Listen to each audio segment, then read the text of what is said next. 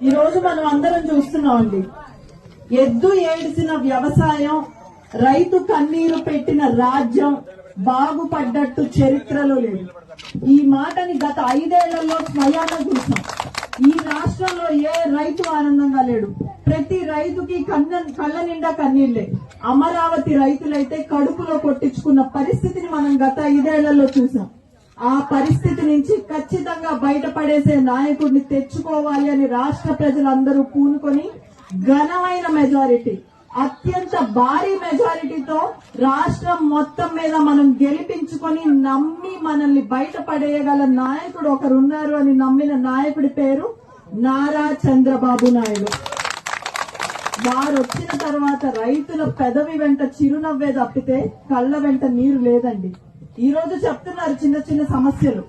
ప్రతి ప్రభుత్వంలో సమస్యలుంటాయి, ఎంత బాగా పాలించిన సమస్యలుంటాయి అన్నది వాస్తవం. వినడానికి ఒకరైనా ఉండేవారా అండి సమస్యలున్నా కూడా గత 5 ఏళ్లలో? ఈ రోజు స్వయంగా మీ ఇన్ఛార్జ్ మీ ఇంటి వద్దకు వచ్చి మీ మంచాల పైన కూర్చొని మీలో ఒకళ్ళగా కూర్చునే పరిస్థితి మనం గత 5 ఏళ్లలో కనీసం ఊహకైనా వచ్చిందా?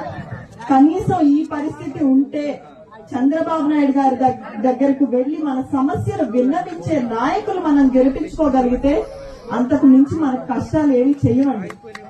వ్యవసాయం అనేది వాతావరణం బట్టి ఆధారితమైన వృత్తి.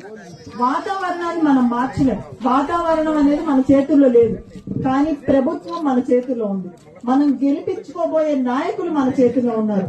సరైన నాయకుల్ని కనుక గెలిపించుకుంటే వాతావరణం కానివ్వండి, ఏ సమస్యల నుంచైనా మనల్ని బయటపడేయగల నాయకుల్ని మనం గెలిపించుకుంటే మనం ఎంత ఇబ్బందుల్లో ఉన్న రైతులైనా కూడా రైతే రాజుగా మెలిగే రోజు ఖచ్చితంగా వస్తుంది.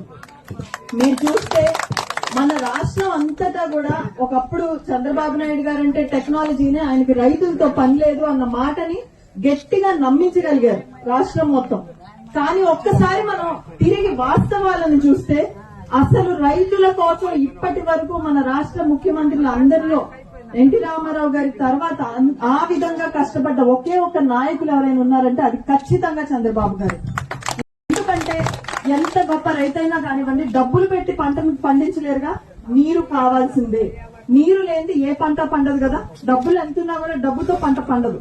ఆ నీటిని ప్రజల వద్దకి తీసుకురావాలి అని చెప్పి హంద్రీనివా కానివ్వండి, రాయలసీమ మన ప్రాంతమే ఉందండి, మన ప్రకాశం జిల్లా ఇంకా నయం.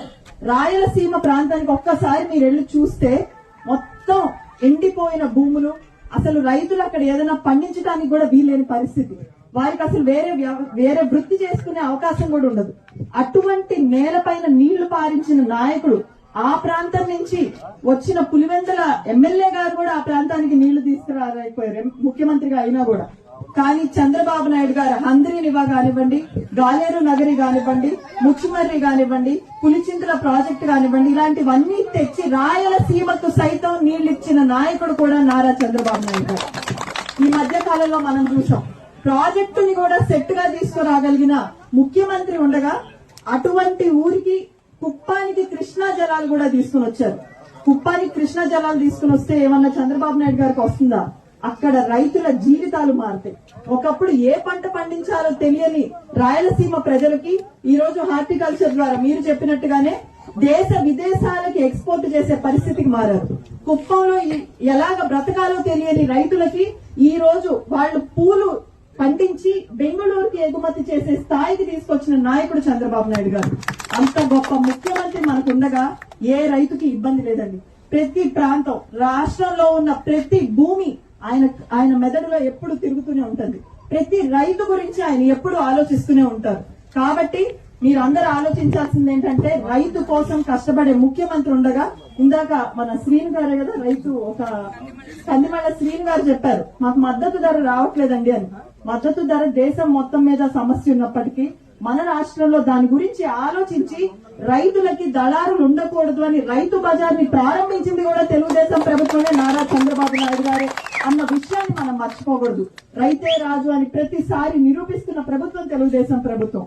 ఈ రోజు తెలుగుదేశంతో పాటు అగ్నికి ఆయువు తోడైనట్టుగా నారా చంద్రబాబు నాయుడు గారికి పవర్ స్టార్ పవన్ కళ్యాణ్ గారు తోడయ్యారు. వారిద్దరికి నరేంద్ర మోదీ గారు తోడయ్యారు. మనకి రాష్ట్రంలో తిరుగులేదు, దేశంలో తిరుగులేదు. పిఎం కిసాన్ అయినా కూడా అన్నదాత సుఖీభవ అయినా రావాల్సింది మొదట ఆంధ్రప్రదేశ్ కి అన్నది మనం ఖచ్చితంగా గుర్తుపెట్టుకోవాలి. అంత సమర్థవంతమైన నాయకత్వం ఉండగా ఇలాంటి చిన్న చిన్న సమస్యలు కానివ్వండి, మనకున్న ఇబ్బందులను కానివ్వండి, ముఖ్యమంత్రి గారితో పోరాడి ముఖ్యమంత్రి గారిని ఎలాగైనా ఒప్పించి తీసుకురాగలగనే గొట్టిపాటి లక్ష్మి గారు మన దగ్గర ఉండగా మనందరం ఇబ్బంది గురించి ఆలోచించడం ఏంటండి. అన్నదాత సుఖీభవ అంటే రైతులకు ఇచ్చే సహాయం కాదండి, రైతులకు ఇచ్చే గౌరవం. అన్నం పండించే రైతులు, అందరికీ భోజనం పెట్టే రైతులు వాళ్ళ బిడ్డలకి ఫీజు కట్టుకోవాలన్నా, పొలానికి విత్తనాలు కొనుక్కోవాలన్నా, పంటకి ఎరువులు కావాలన్నా ఒకళ్ళ దగ్గర చేయి చాచే పరిస్థితి రాకూడదు. వాళ్ళు గౌరవంగా బ్రతకాలి అని ఈ రోజు మనందరికీ ఇచ్చే గౌరవమే అన్నదాత సుఖీభవ.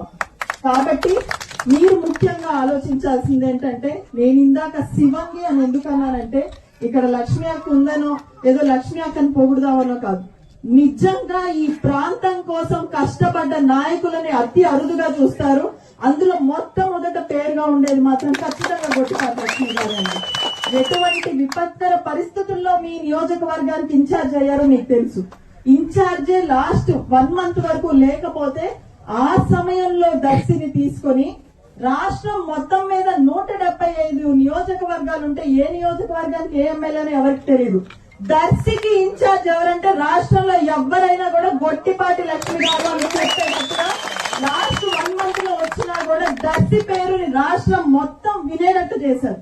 చంద్రబాబు నాయుడు గారు, కూటమి ప్రభుత్వం ఇంత ఘన విజయం సాధించిన అందరికీ మనసులో ఒక చిన్న బాధ, అయ్యో గొట్టిపాటి లక్ష్మి గారు గెలవలేదే అని.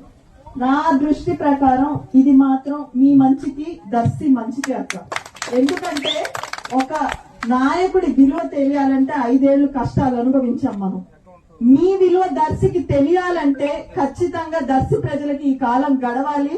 ఆ తర్వాత మీరు ఓటమి అనేది జీవితంలో చూడనివ్వకుండా దర్శి ప్రజలు మిమ్మల్ని గెలిపిస్తారు అన్న నమ్మకం నాకు ఖచ్చితంగా ఉంది. ఇక్కడ ఒక ఎమ్మెల్యే గారు ఉన్నారండి. ఎమ్మెల్యే గారు ఏ రోజైనా మన ఊరికి వచ్చి ఇదే విధంగా మంచంలో కూర్చొని మనందరితో మాట్లాడారా? మన ఇంటికి వచ్చి మన ఇంట్లో మనిషిలాగా మన కష్టాలన్నీ తెలుసుకున్నారా? ఇటువంటి ఎమ్మెల్యే ఎవరికైనా అడిగినా దొరుకుతారా అండి? వాస్తవంగా చెప్పాలంటే రాష్ట్రం మొత్తం మీద ఉన్న ఎమ్మెల్యేలు, గెలిచిన ఎమ్మెల్యేలు కూడా ఇంత కష్టపడట్లేదండి. మా లక్ష్మీ అక్కకు వెన్నుదన్నుగా, మా లక్ష్మీ అక్కకు తోడుగా లలిత్ సాగర్ గారు మీరు కూడా కష్టపడుతున్న తీరు, ఇక్కడ దర్శికి డబుల్ ఇంజన్ సర్కార్ పైన ఎలా ఉందో దర్శికి కూడా డబుల్ ఇంజన్ సర్కార్ ఉందండి. దర్శి ఎమ్మెల్యేలు ఉన్న నియోజకవర్గాలు కూడా అన్ని పనులు చేయించుకోలేకపోతున్నారు, కానీ డ్రైవింగ్ స్కూల్ అనౌన్స్ చేశారట. దర్శికి అద్భుతంగా రాష్ట్రం మొత్తం తిరిగి చూడబోయే ప్రాజెక్టులు మీకు రాబోతున్నాయి. అది మీరు లక్ష్మి గారి నుండే వినబోతున్నారు. ఎమ్మెల్యేలు కూడా చేయించుకోలేని పనులు మంత్రుల వెనక కానివ్వండి, ముఖ్యమంత్రి గారి చుట్టూ కానివ్వండి, ఇన్నిసార్లు తిరిగినట్టు ఎవరు తిరగట్లేదు.